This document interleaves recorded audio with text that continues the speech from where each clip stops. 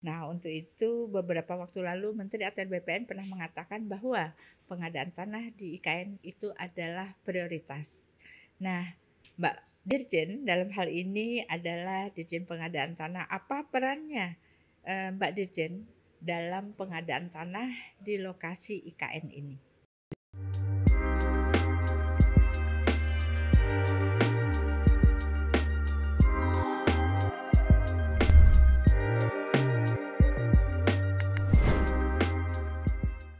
Halo sahabat ATR BPN, ketemu lagi di podcast ATR BPN.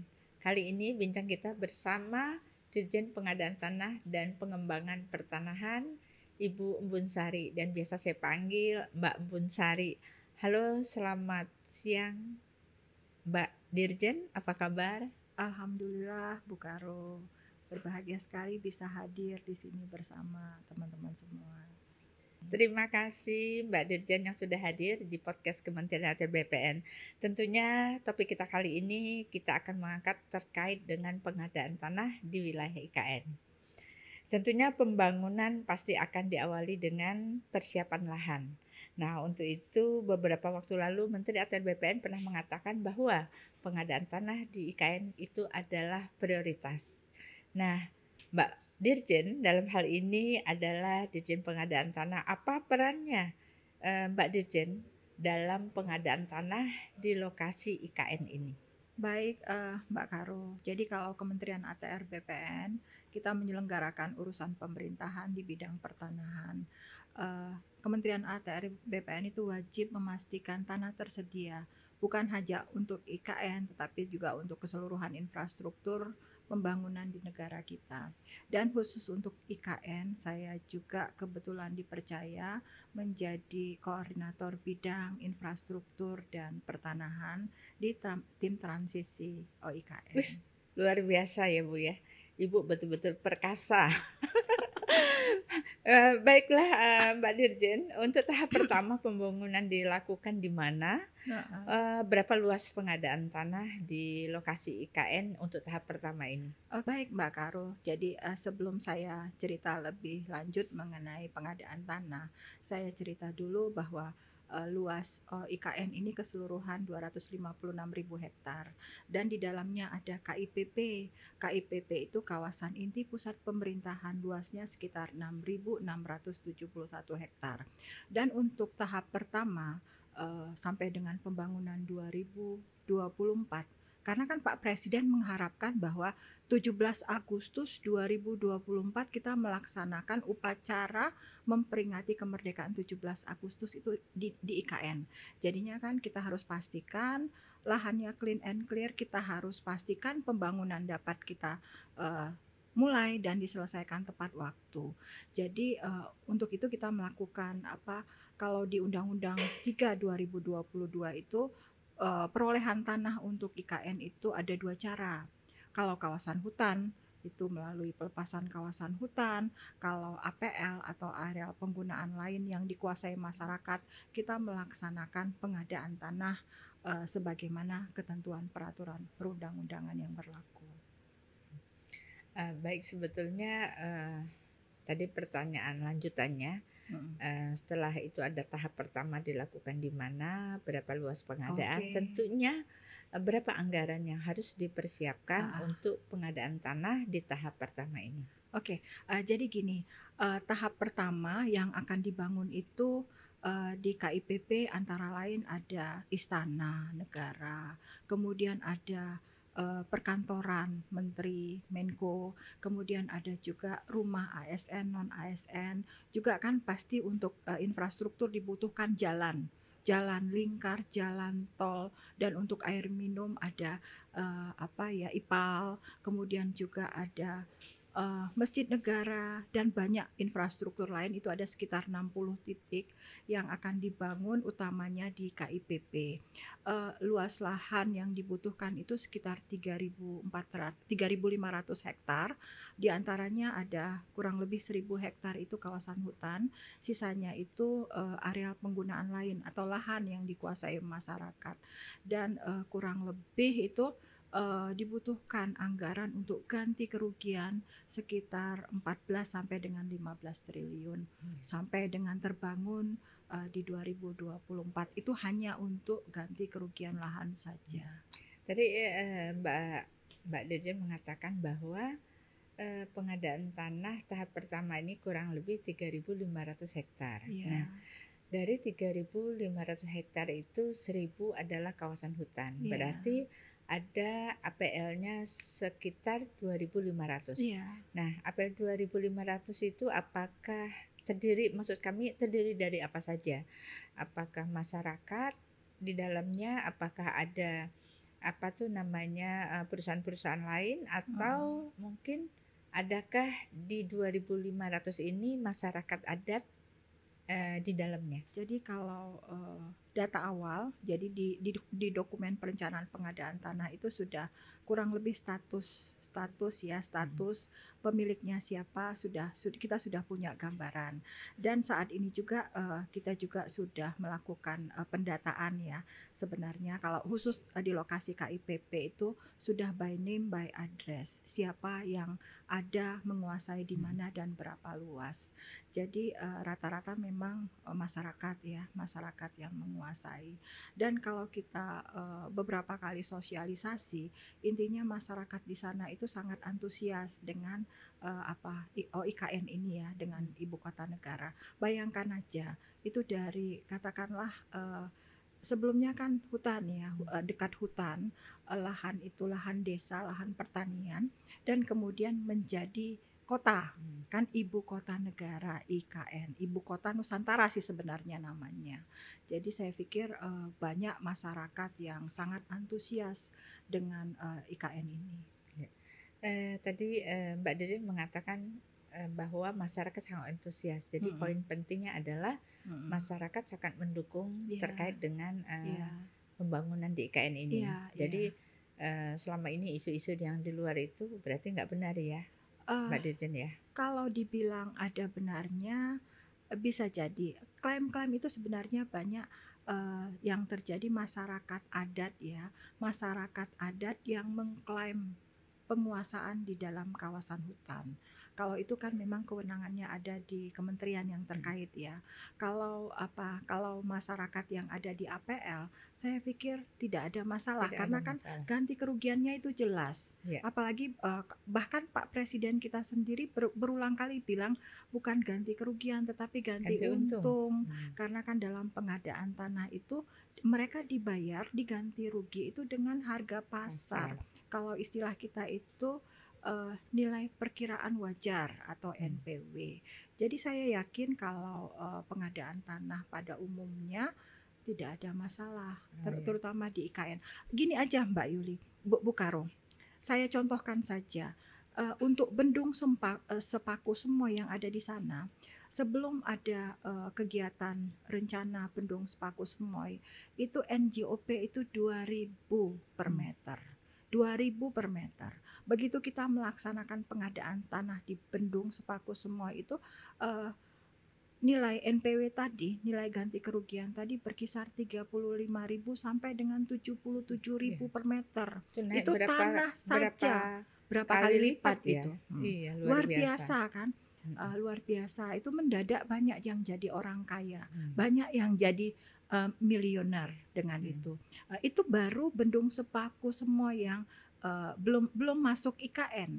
Kalau sekarang IKN, sekarang aja kemarin kita sudah lihat harganya berkisar 650.000 sampai dengan 1 juta per meter. Per meternya. Padahal rata-rata mempunyai luas berapa ya?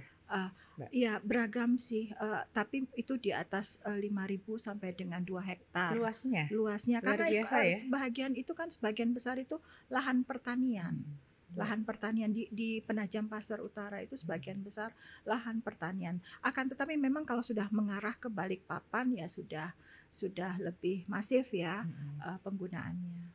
Baik, berarti yang kita tangkap di sini adalah bahwa masyarakat senang, masyarakat mendukung, di mana ganti rugi ini adalah ganti untung ya. Jadi pengadaan tanah ini memberikan harga yang cukup baik lah untuk penggantian dari negara. Nah, dalam pelaksanaan sosialisasi kemarin, apakah 100% masyarakatnya itu tidak ada yang protes, 100% menerima ganti rugi dalam bentuk uang? Apakah ada masyarakat yang mungkin tidak mau dipindahkan atau masyarakatnya ingin dipindahkan dengan di lahan yang lain yang harus disiapkan oleh pemerintah? Seperti apa? Oke, Bu Karo. Jadi, kalau kita bilang 100% setuju ya rasanya hampir tidak mungkin ya. Makanya kan Undang-Undang 2 2012 itu kan untuk mengantisipasi bahwa memang ada, beberapa pihak yang tidak setuju. Jadinya kan masyarakat kita ini mohon maaf lah kalau saya sedikit, nyeleneh dan bercanda. Jadi kalau sudah dapat, 500 sudah harga Pengennya? bagus pengennya 1.000. Kalau dikasih 1.000 kenapa enggak sejuta sekalian? Jadinya kan memang ada 1-2 masyarakat kita yang mohon maaf kalau bahasa saya agak kasar kurang-kurangan. Tapi kembali lagi kalau di pengadaan tanah itu kan bentuk ganti kerugian itu bisa uang, bisa tanah pengganti, bisa juga relokasi dibangunkan kembali rumah atau juga bisa bentuk lain yang disepakati. Dalam hal ini juga kita bisa mengantisipasi. Misalnya warga tetap ingin relokasi atau dapat tanah pengganti, itu kita coba akan siapkan tanah pengganti, kita carikan lokasi yang nggak jauh-jauh dari IKN, misalnya ingin tetap menjadi warganya IKN, jadi bisa. Makanya kembali lagi yang terpenting adalah yang terpokok adalah bagaimana kita sosialisasi. Kalau di pengadaan tanah itu nanti ada konsultasi publik ya, yang kita kenal konsultasi publik, dan itu kita akan menyampaikan tujuan daripada pengadaan tanah ini ke masyarakat dan lokasi-lokasi mana yang akan terkena nantinya. Ternyata sudah banyak yang dilakukan di lapangan ya, Mbak Dirjen. Nah, kira-kira pada saat pelaksanaan di lapangan dalam proses pengadaan tanah ini, apa kendala-kendala yang dihadapi oleh tim pengadaan tanah? Ya, yang pertama adalah yang kami lakukan adalah menyatukan persepsi ya, karena ini hal yang baru, bukan hanya untuk masyarakat, tetapi juga kita selaku pelaksana. Dan dalam pengadaan tanah itu kan banyak yang terkait. Yang utama di sini adalah pertama harus dipastikan dulu rencana induknya bagaimana, rincian rencana induknya di mana. Setelah itu pasti, kalau istilahnya adalah RDTR-nya, di mana mau bangun apa dan berapa luas. Kan kita harus siapa. Kalau di tahapan pengadaan tanah itu kan ada 4 tahapan kan. Sebelum masuk ke pelaksanaan atau kita ATR BPN itu turun, kan ada dulu perencanaan. Harus disiapkan dulu dokumen perencanaan pengadaan tanah. Dan kalau berdasarkan undang-undang, dokumen ini harus disiapkan oleh Pemrakarsa. Pemrakarsa adalah instansi yang membutuhkan tanah, bukan ATR BPN. Kemudian juga selanjutnya persiapan. Persiapan ini mulai dari verifikasi dokumen perencanaan pengadaan tanah tadi sampai konsultasi publik, kan menyampaikan ke publik sampai dengan keluar kesepakatan publik dan penlok. Itu dilaksanakan oleh pemerintah daerah. Kalau dalam IKN berarti kan itu otorita. IKN. Nah, hal-hal itu kan juga bukan hanya masyarakat, berarti kita juga harus mensosialisasikan ke semua yang terkait. Juga harus dipastikan juga anggarannya ada apa tidak. Kalau masyarakat nggak dibayar, di mana sih yang mau masyarakat kehilangan tanahnya tidak dibayar? Karena ajas pengadaan tanah itu adalah ajas keadilan. Masyarakat menyerahkan tanahnya dengan ganti kerugian yang layak dan adil. Jadi saya pikir berproses, kalau dibilang susah-susah banget enggak, toh jalan. Dokumen perencanaan pengadaan tanah toh sekarang sudah bisa dikatakan sudah final, dan mungkin minggu-minggu depan kita sudah konsultasi publik. Mudah-mudahan tidak ada masalah. Dan lagi satu kelebihan daripada Undang-Undang 3 2022 dan juga Perpres 65 yang khusus untuk tanahnya IKN, banyak keleluasaan dalam hal pengadaan tanah. Jadi kalau memang dimungkinkan B2B, ya B2B. Tetapi kalau tidak dimungkinkan B2B karena ada penolakan, ya kita harus tempuh dengan Undang-Undang 2 2012. Baik, kalau demikian berarti pengadaan tanah di IKN ini sudah sampai kepada tahapan untuk konsultasi publik, ya. Kalau Segera. gitu, menurut Mbak Dirjen, kira-kira kapan pengadaan tanah ini selesai?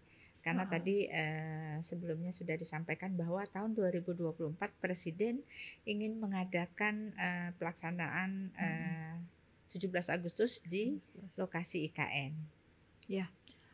Baik, Mbak Karo. Jadi saya sebelum menjawab mungkin lari kemana-mana dulu ya. Jadi kalau di Undang-Undang 3 2022 Undang-Undang IKN itu kita mengenal ada 4P. 4P itu persiapan, pembangunan, pemindahan, dan penyelenggaraan. Jadi persiapan rasanya sudah relatif matang banget. Kemudian pembangunan kita sudah mulai kok. Ada beberapa seperti misalnya Jalan Lingkar, finalisasi Bendung Sepaku Semoy, intake air minum itu sudah jalan. Dan Agustus ini banyak lelang yang sudah juga ada pemenangnya, konstruksi ya, pembangunan. Jadi karena utamanya pertama adalah saya belum cerita kalau KIPP itu sekitar 87% adalah kawasan hutan. Itu yang disebut dengan relatif clean and clear, tinggal menunggu pelepasan. Dan sebenarnya sebelum pelepasan juga kalau konstruksi berjalan ya boleh-boleh saja dengan izin daripada kementerian terkait ya. Karena kan sudah banyak nih lelang yang selesai, berarti kan harus jalan pembangunannya sambil paralel kita menyiapkan pengadaan tanah, karena itu hanya di sebelah selatan ya, yang APL di sebelah timur laut ya, di sebelah timur laut yang terkena pembangunan infrastruktur yang di APL. Jadi kalau yang di APL dan di KIPP itu relatif saya pikir tidak ada masalah, karena walaupun konsultasi publik ini akan mungkin insya Allah minggu depan kita laksanakan, tetapi kita sudah punya sebenarnya data inventnya by name by address yang tadi saya sebutkan. Jadi begitu sudah konsultasi publik, sudah kesepakatan publik, saya berharap itu tidak lama, tidak membutuhkan waktu lama.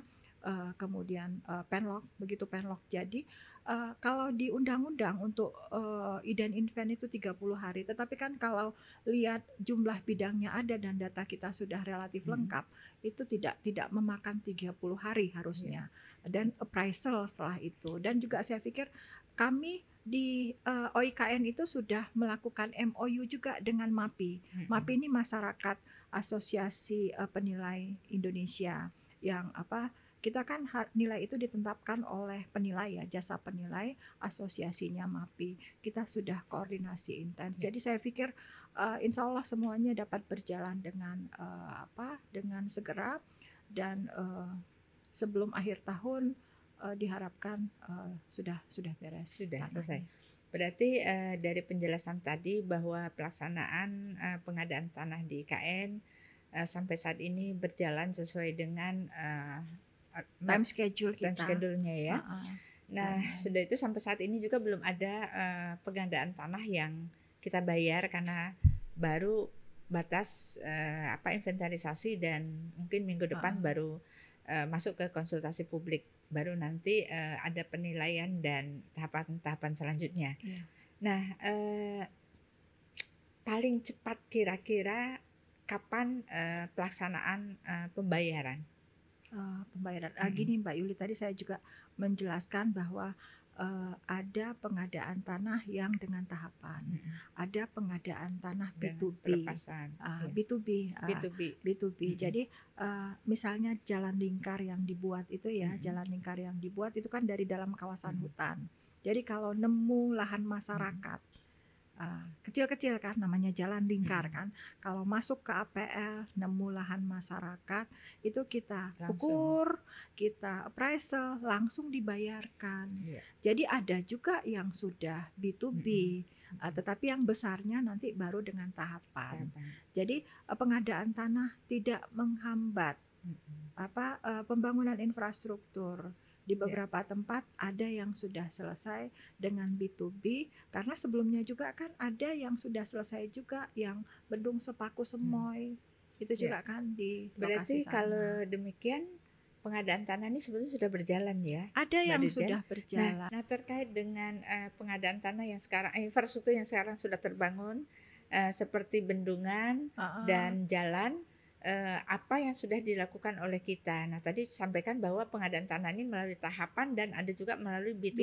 B2B. Nah apa bedanya sih pengadaan melalui tahapan dan B2B? Oke. Nah untuk pengadaan melalui tahapan ini dilakukan oleh Instansi yang kita membutuhkan yang membutuhkan tanah. tanah kan. Nah Heeh. untuk B2B ini apakah pengadaan tanah juga melalui kementerian Oke. kita atau Nah, BPN atau melalui Kementerian PUPR? jadi begini Mbak Yuli, kan saya tadi sudah menyebutkan ada pengadaan tanah yang B2B. Kenapa? B2B itu artinya pengadaan tanah langsung ya. Pengadaan tanah langsung, instansi yang membutuhkan tanah itu langsung membayar ke masyarakat. Apa tugas ATR BPN di sana? Yang pertama adalah kan luasan itu harus pasti ya. Iya. Luas dan status tanahnya itu harus jelas pasti karena negara membayar. Walaupun ya langsung dibayar Mm-mm. oleh PUPR, berarti harus dipastikan dulu ke Ngukurnya kita. tetap BPN. Ngukur kita. Kita nanti dari kantor pertanahan itu kan selalu itu kami komunikasi intens. Nemu nih lahan APL gitu kan, ada masyarakat. Nanti dari kantor pertanahan kita minta untuk turun, mengukur, memastikan status tanahnya. Kemudian nanti dari instansi itu akan meminta appraisal untuk menilai. Setelah dapat nilainya berapa besar ganti kerugian, dibayar. Oh, berarti pengadaan tanah B2B itu sama dengan pengadaan tanah Pembelian berskala kecil. iya. Oh, yang dapat dilakukan langsung oleh langsung yang oleh memenuhi instansi yang membutuhkan tanah. Oke, baik. Di dalam pengadaan tanah ini, Mbak Dirjen tentunya apakah sudah menganut menggunakan undang-undang Cipta Kerja. Kerja? Oke, baik, baik Bu Karo. Jadi Undang-Undang Cipta Kerja atau Undang-Undang 11 tahun 2020. Jadi kan kalau pengadaan tanah sebelum Undang-Undang Cipta Kerja itu kan kita banyak juga menghadapi katakanlah bottlenecking, masalah yang berlarut-larut sehingga pengadaan tanah itu lamban. Pengadaan tanah lamban sehingga menyebabkan pembangunan tertunda karena pembangunan kan kembali lagi butuh tanah. Jadi banyak permasalahan-permasalahan di pengadaan tanah yang sudah dicoba dicarikan solusinya dan dituangkan dalam Undang-Undang Cipta Kerja. Jadi ada kurang lebih 12 ketentuan lah yang dirubah Undang-Undang 2 2012 itu dalam Undang-Undang Cipta Kerja. Jadi ada yang dihapus, ada yang diubah, dan ada yang diatur kembali 12 ketentuan itu. Dan anak daripada Undang-Undang Cipta Kerja merubah Undang-Undang 2 2012 itu sudah keluar PP 19 tahun 2021, dan sejak berlakunya PP 19 tahun 2021 seluruh pengadaan tanah itu sudah menggunakan PP 19 tahun 2021 revisi Undang-Undang 2 2012 di Undang-Undang Cipta Kerja. Jadi bukan hanya di IKN saja, jadi seluruh pengadaan tanah sudah menggunakan, sudah menerapkan ketentuan yang baru. Ini Mbak Dirjen, satu lagi pertanyaan terakhir. Saya melihat bahwa di pengadaan tanah IKN ini ada peraturan Presiden nomor 65 tahun 2022. Sebetulnya ini peraturan tentang apa ya, Mbak Dirjen? Setahu saya kan undang-undang juga ada pengadaan tanah ini menggunakan Undang-Undang 2 nomor 2012. Tetapi khusus dengan IKN ditambah dengan peraturan Presiden nomor 65 tahun 2002. Bedanya di mana nih? Oke, baik. Mbak Karo, peraturan Presiden nomor 65 tahun 2022 ini turunan daripada Undang-Undang 3 tahun 2022 tentang IKN. Jadi khusus mengenai perolehan tanah dan pengelolaan pertanahan di IKN. Ini khusus untuk IKN saja. Jadi banyak keistimewaan yang diberikan dalam pengelolaan pertanahan untuk OIKN. Salah satunya ditegaskan kembali tadi kan, perolehan tanah itu bisa melalui mekanisme pelepasan, juga bisa utamanya melalui mekanisme pengadaan tanah secara langsung atau B2B. Ini yang membedakan dari Undang-Undang 2 2012. Kalau Undang-Undang 2 2012 kan disebutkan bahwa untuk luasan di atas 5 hektar itu harus dengan tahapan. Sementara luasan sampai dengan 5 hektar boleh menggunakan B2B atau juga boleh menggunakan tahapan skala kecil istilahnya. Skala kecil ini kan boleh tahapan tetapi cukup bupati wali kota saja. Kalau di IKN, jadi kalau dimungkinkan skala kecil maupun luasannya besar. lebih dari 5 hektar, kalau dimungkinkan untuk pengadaan tanah B2B, kita laksanakan dengan B2B, boleh itu keluasannya. Selain itu juga Peraturan Presiden nomor 65 tahun 2021 ini juga mengatur mengenai land freeze dan hak yang diutamakan terkait pengelolaan pertanahan di IKN. Artinya kalau yang diutamakan untuk mendapatkan lahan atau membeli lahan di wilayah OIKN itu adalah IKN. Jadi kalau ada masyarakat ingin menjual tanahnya, harus tanya dulu ke IKN, apakah tanah ini dibutuhkan oleh IKN. Kalau ternyata IKN tidak butuh tanah itu, akan dikeluarkan izin yang bersangkutan boleh menjual ke pihak lain. Karena kan saya tidak sebut tadi bahwa di KIPP tidak semua lahan itu dibebaskan. Jadi kalau tidak dibutuhkan untuk infrastruktur IKN, masyarakat tetap ada di sana. Masyarakat boleh tetap memiliki tanahnya, menjadi warga IKN. Tetapi kembali lagi karena IKN ini diharapkan nanti menjadi forest city yang berkelas dunia. Jadinya kan harus tertata. Sudah ada rincian rencana induk sesuai dengan Perpres 63 tahun 2021 dan ini harus dipenuhi. Jadi masyarakat kepemilikan tanah di sana itu harus direvitalisasi. Nanti teman-teman dari konsolidasi tanah akan turun. Jadi ditata. Jadi bukan dipindahkan tetapi ditata agar sesuai dengan RDTR-nya OIKN. Baik Mbak Dirjen, terima kasih banyak sekali yang sudah disampaikan terkait dengan pelaksanaan pengadaan tanah di lokasi IKN Penajam Pasir Utara, Kalimantan Timur. Baik sahabat ATR BPN, tentunya sudah banyak yang kita saksikan tadi bersama Mbak Dirjen Pengadaan Tanah dan Pengembangan Pertanahan, Mbak Bunsari. Sampai ketemu lagi di podcast berikutnya. Salam.